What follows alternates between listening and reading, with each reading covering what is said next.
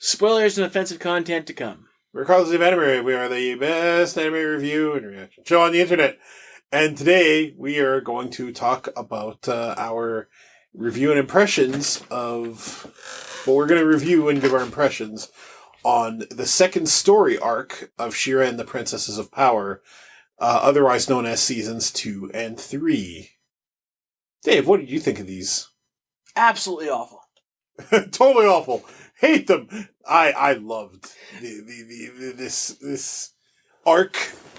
I think it expands what I already loved about Princesses of Power. My favorite character, Catra, gets even more development and has now gone...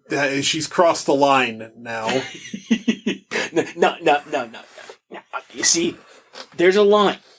She didn't just cross the line. She crossed it, backstabbed the line, tore it a new one, threw it into a trash compactor, and then incinerated the ashes. And then found the line's children and repeated the process. And then went and found the line's mother and got rid of it too.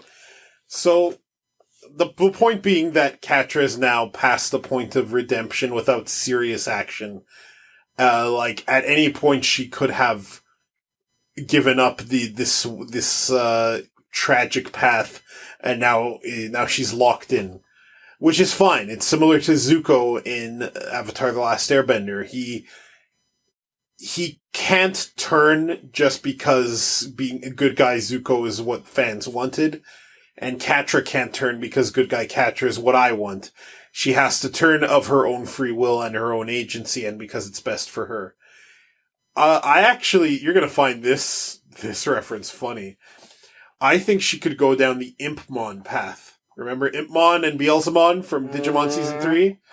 He crossed the line too. He killed Leomon, who was Jerry's partner in that, and he spent the rest of the series trying to make amends, basically.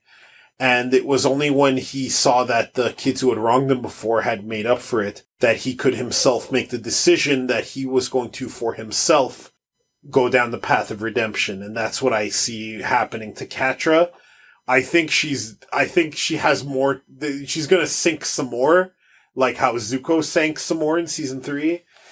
But in the end, she's gonna do something that really does ingratiate herself to the heroes, like save Queen Angela, who I believe is very much alive, or King Micah, who I believe is very much alive. And that's gonna start her down that path, but I don't think she's gonna join the rebellion, though. Catra needs to become her own person. She's living in everyone's shadow. And this is a great showcase of that in the show. If she's not in the Horde's shadow, she's in Adora's shadow. She's always... And isn't that a theme of this whole show? Hordak is in Horde Prime's shadow. Catra is in everyone's shadow. Fucking Glimmer feels inadequate compared to her mom. Just a big theme of the show is people trying to prove themselves. Catra could also go down the Azula path. Oh, she could go even more insane. This could happen. I actually don't know which one of those I'd prefer to see at this point.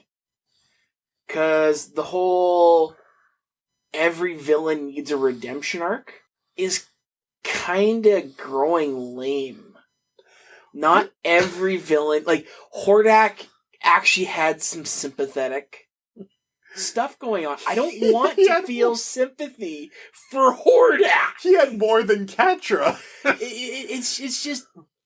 There were episodes of the original She-Ra that were very sympathetic to Hordak. I know, but I don't want to feel sympathetic to this Hordak. I don't. Like, look, I get that Hordak and Entrapta get along because of their personalities. I get that.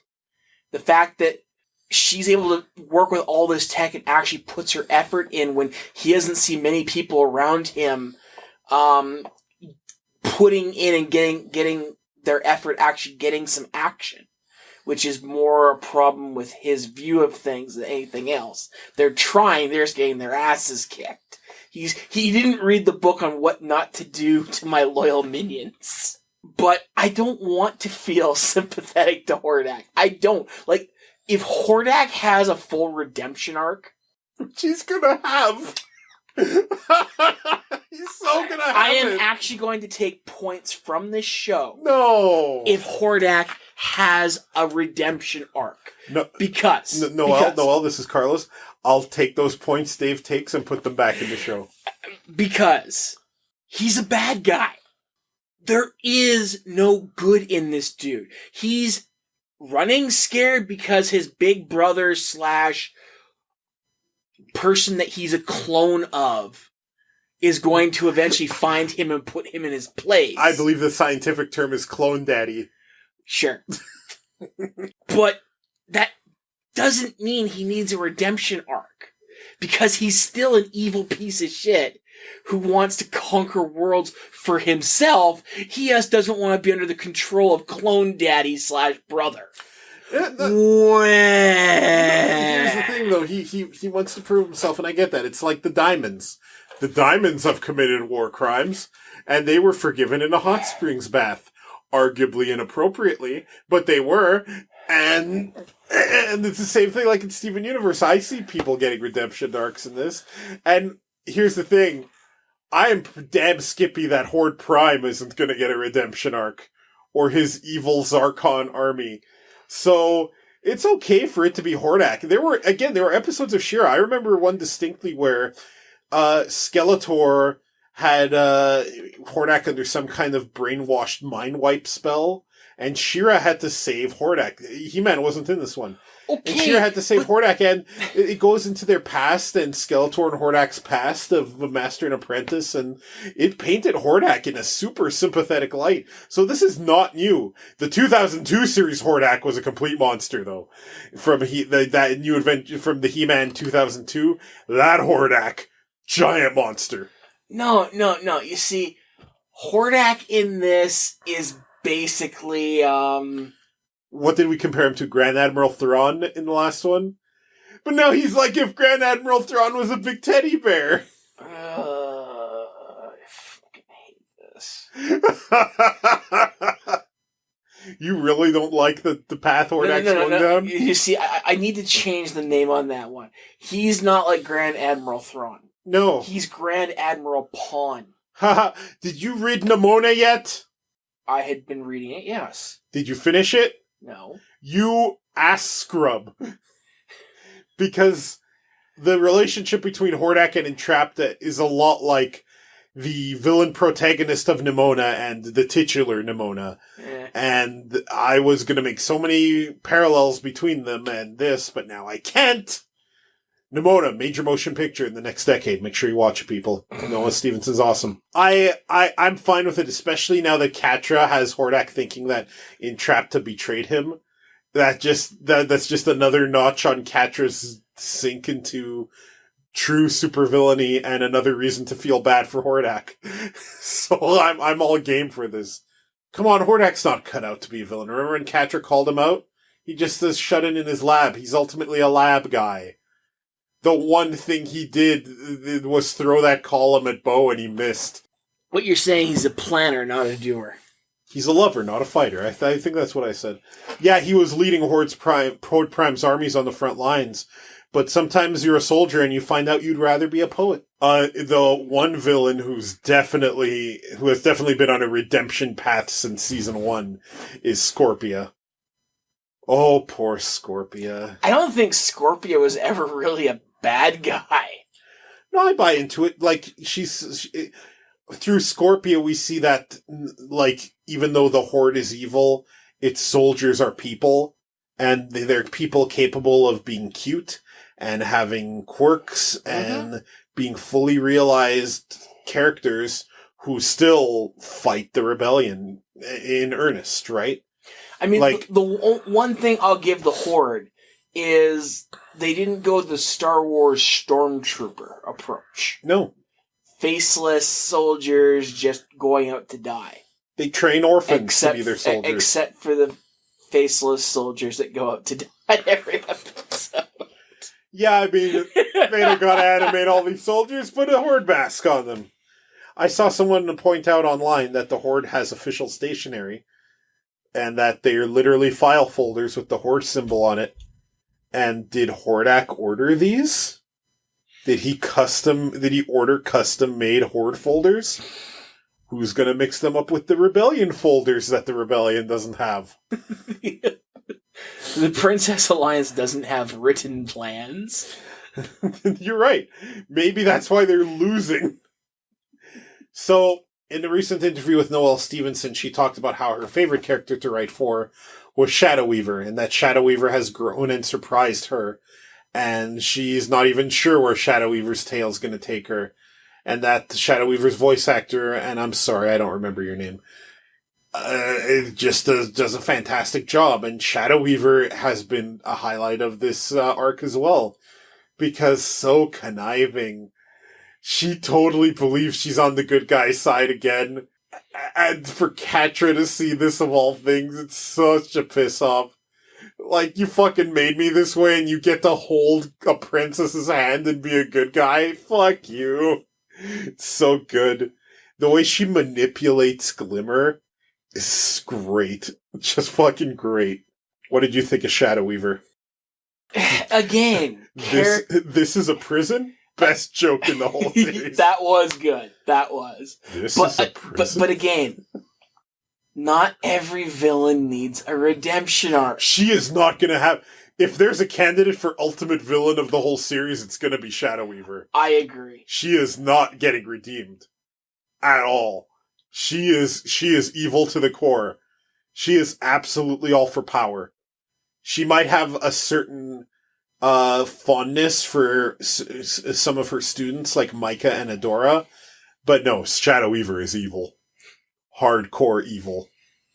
Yeah, and I don't think Adora or the rest are going to fall for... They're always going to be watching their backs around her. I could see Shadow Weaver being one of Glimmer's, advisors in a limited capacity in this new season. And what I think is going to happen is ultimately Glimmer is going to see Shadow Weaver for who she is. But not before Glimmer has her hand in something terrible that she was manipulated into doing. Well, and that's just it. Now that Glimmer has lost her mom, and, Adora basically lost her adopted mom. Yeah. I can see Glimmer turning to Shadow Weaver. I think so. I think Shadow Weaver is going to be a source of... in a very ironic way. A source of comfort. Yeah, a source of comfort and a source of surrogacy, surrogate motherness. Yeah. And because, I believe the same as you. I don't believe that Glimmer's mom's dead. Noelle Stevenson did say that she sees certain parallels between Catra and Glimmer. It's just that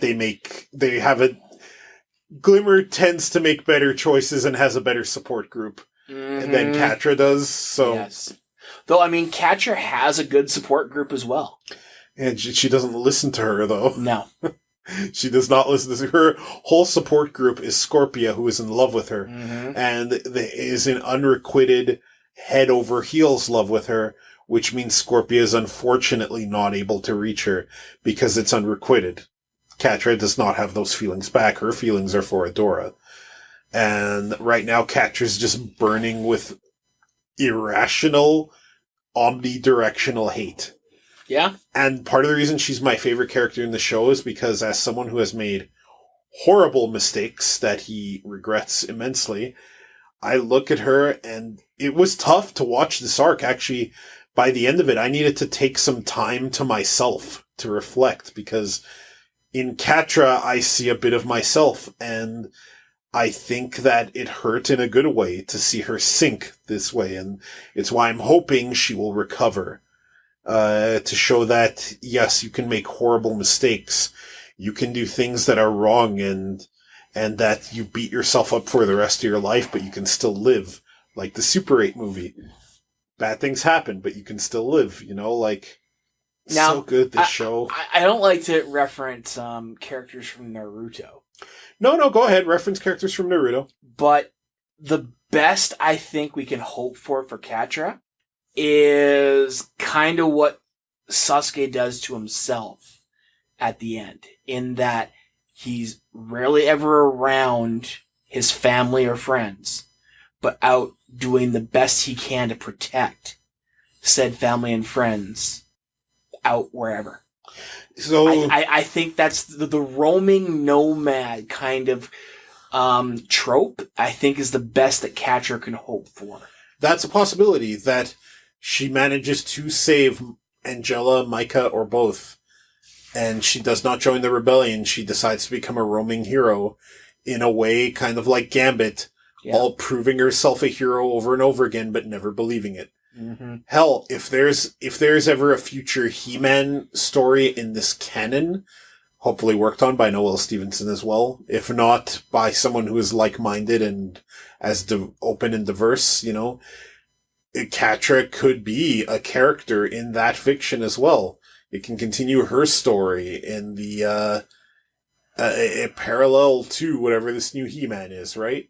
That'd be kind of cool to see.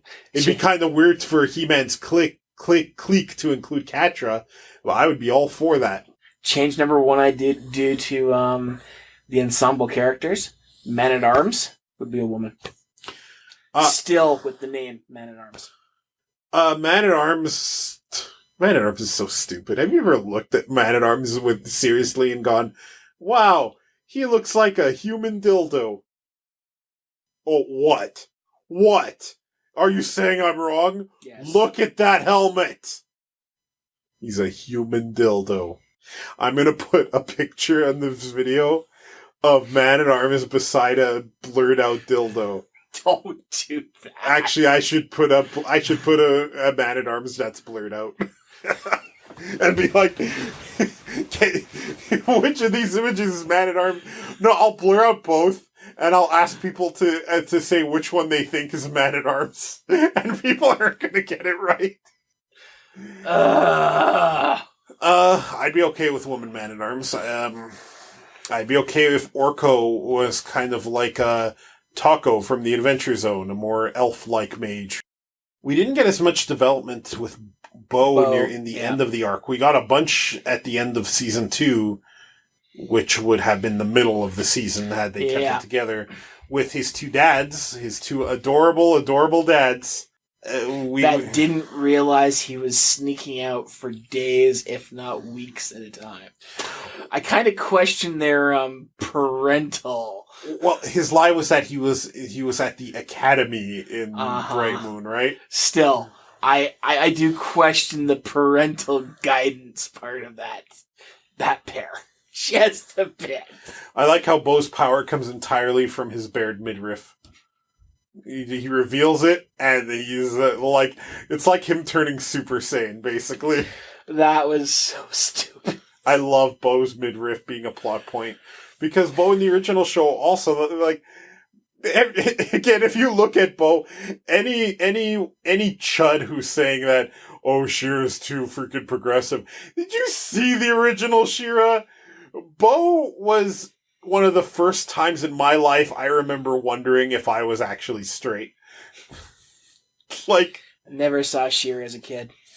Oh, I did.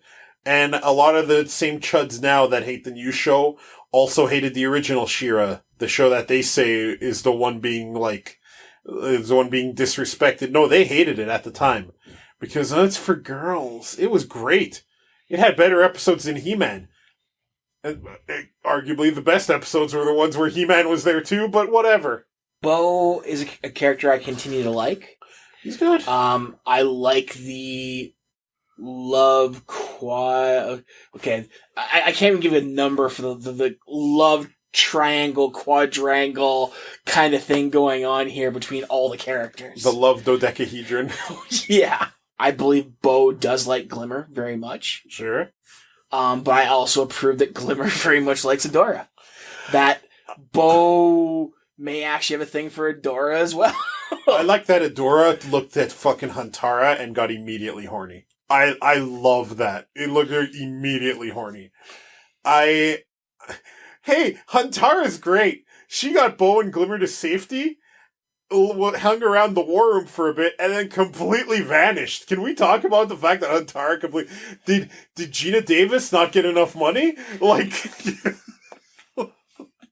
Antara was just gone.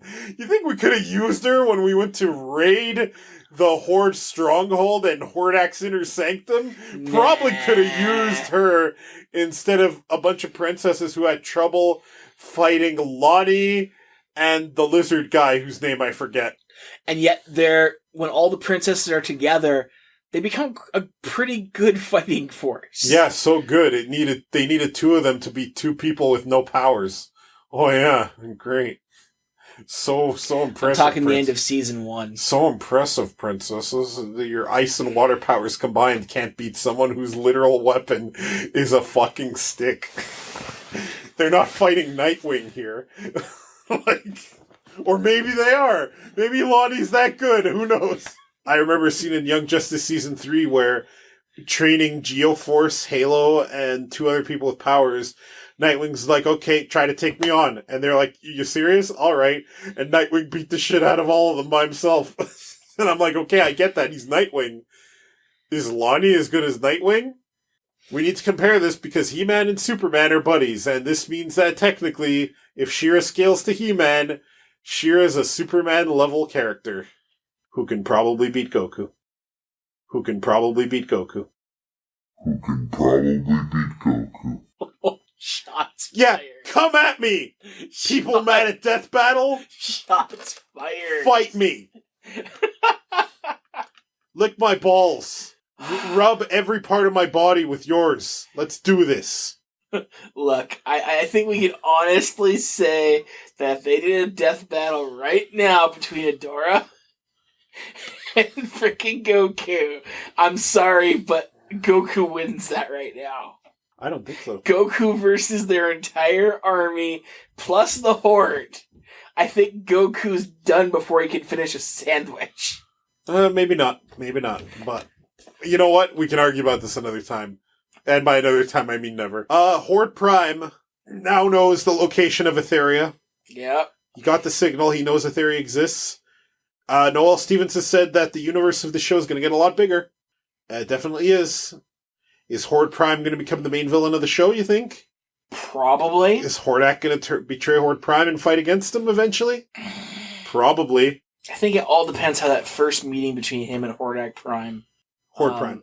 Horde Prime. A lot of people online are calling him Hordak Prime. They're wrong. It's Horde Prime. Horde Prime and Hordak. Okay.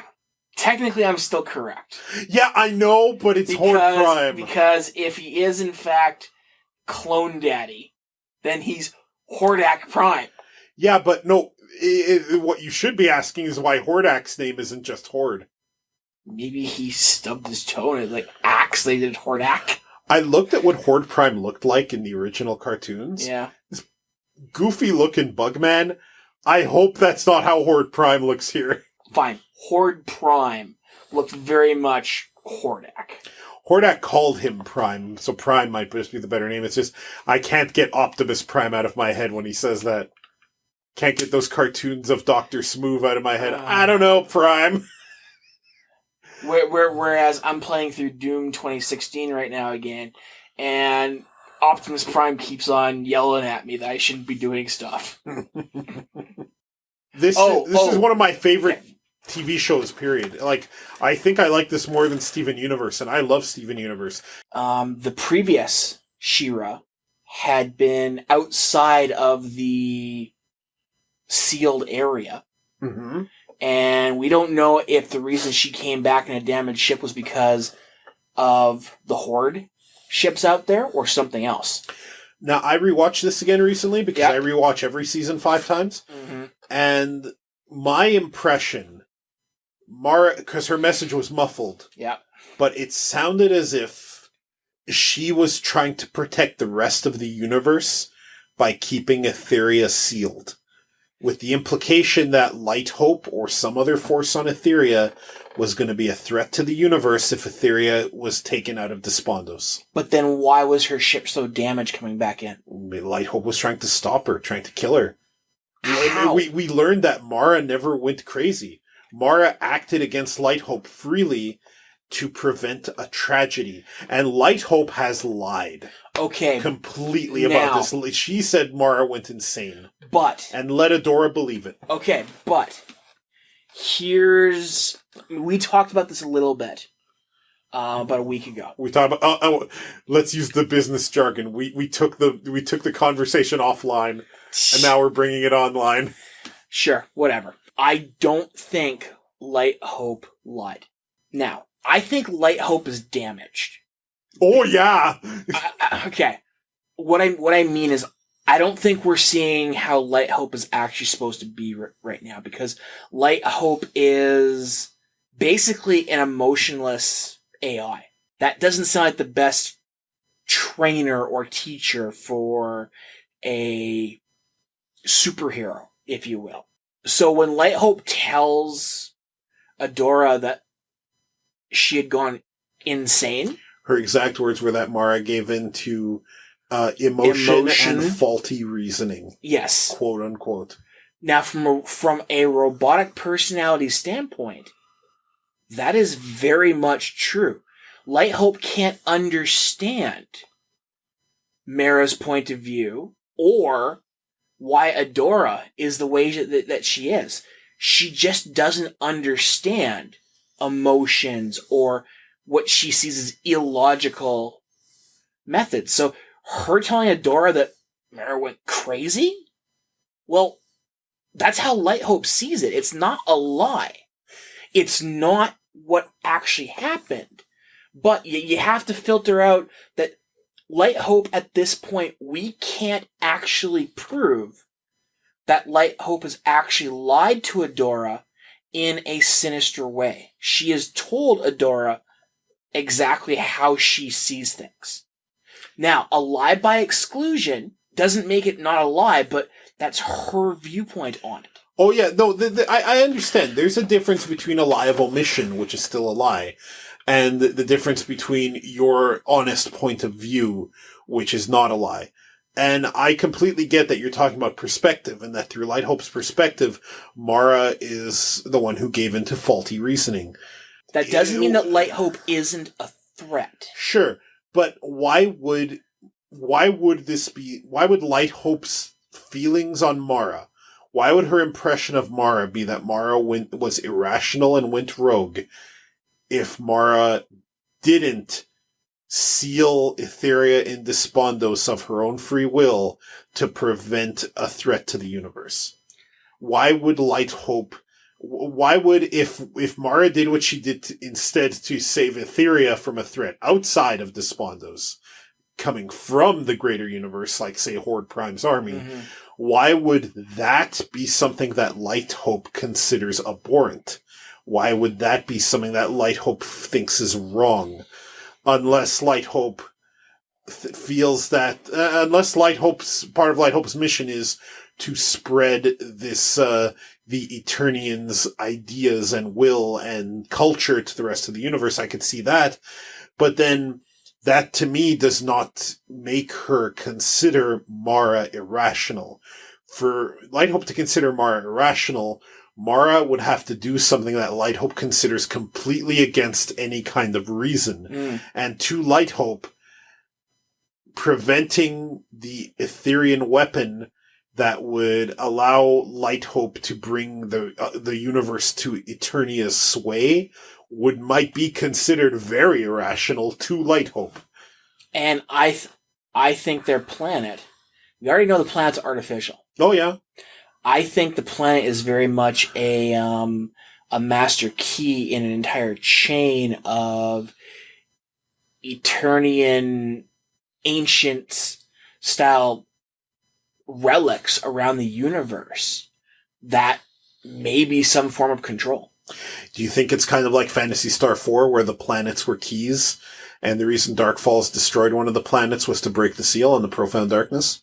It wasn't gonna go that far, no. Well, but the opposite, like, Etheria being in the main universe now suddenly allows a bigger threat to manifest. And I think that threat may not necessarily be a direct threat, like Light Hope taking over the universe kind of thing. It could actually be, like, Light Hope, let's just say it is a key and communication broke down across the universe because of it. Kind of like Mass Effect. Yes. Yeah. Yes. Yeah, you can no longer go from planet or system to system without the key. Yeah. So now you reintroduce the key, which allows that level of communication between the universe, and if Horde Prime has access to said technology, could easily control. It could be. I mean, Light Hope would still see that as, well, I can't communicate with other Light Hopes or whatever around the universe. This is illogical. Whereas Mare's looking at it as, I don't care if you can talk. If we're part of the universe is fucked. I mean, like, ultimately, Mara saw the need to put Etheria in Despondos for some reason. I think that much overlap we have. And maybe the Eternians are evil. Maybe they're not. I was talking about how cool it would be if we had evil He-Man, but I get that Noelle Stevenson and her crew do not want to overshadow She-Ra, and I'm totally fine if He-Man is never introduced as well. I completely understand why, and I'm totally fine if that doesn't happen. That said, Eternia and Grayskull are definitely already concepts here, so you can't just dangle these and not use them. And the Eternians are clearly the first ones. And if maybe the idea is that some Eternians are evil and some aren't, just like everywhere else in the cosmos, right? Yeah. So it's still cool to think about, and I hope we don't have to wait too long for the next season. Well, I'm kind of hoping we actually see Grayskull finally. Kiki was asking me what Grayskull is, because she wasn't too well versed in original Filmation stuff. And I showed her a picture, and she's like, it looks so evil. And I'm like, I was trying to explain to her that He-Man is kind of like classic barbarian stories meet sci-fi, but for kids. Yes. So, in a way, it's kind of like this Metalocalypse fucking design. This badass holy castle that can only be opened through your sword. And it looks like a skull, but it's actually a symbol of honor and respect, right? So the skulls aren't necessarily bad. They Grayskull is a place of great power and is supposed to be a source for heroes. So, and in barbarian-esque lore like this, in these stories, a vicious, evil-looking skull is the good guy. So, even though another vicious skull, can be, another vicious-looking skull, Skeletor, is the bad guy. So, skulls everywhere. So I hope we see Grayskull, even if it's not the original Grayskull. Like, I think it would be cool to see Grayskull done like the crystal setting that Light Hope's kind of fortress is there. Like oh god, help me for making this reference. You kind of want it to look like Neo Tokyo a little bit. Just a bit. And ruled by Neo Queen Serenity. No, we can leave that part out. Because I am all for Sailor Moon yelling by the power of Grayskull and getting all the muscles. I kind of want to see Grayskull, and I want to see the Sorceress. And in fact, if they use the original kind of look for the Sorceress, that would be badass. I think it'd be cool if one of Horde Prime's underlings and one of the main villains of the next season is Skeletor, and he talks like he did in the original. I want to hear Skullmageddon do some fucking lines again. Oh, Double Dragon Neon, you're so good. Let's just hope Way Forward does a Neon too. Well, Way Forward and Arxis, who now owns Double Dragon, have collaborated again with River City Girls, that's what it's called. So the odds of a Double Dragon 2, Neon 2, have gone up considerably. Yay! Hopefully Way Forward will also, to bring it back, do a She-Ra game. Do we have anything more to talk about the She-Ra second arc, seasons 2 and 3? On Netflix, streaming now. Nope. Alright, folks, what did you think of She-Ra the Princess of Power seasons 2 and 3? Let us know in the comments, or on our website. Oh man, it's been a while since I did one of these. AnimeRave.xyz, home of Carl's Dave Anime, the best anime review interaction show on the internet. Tune in next time. Yeah.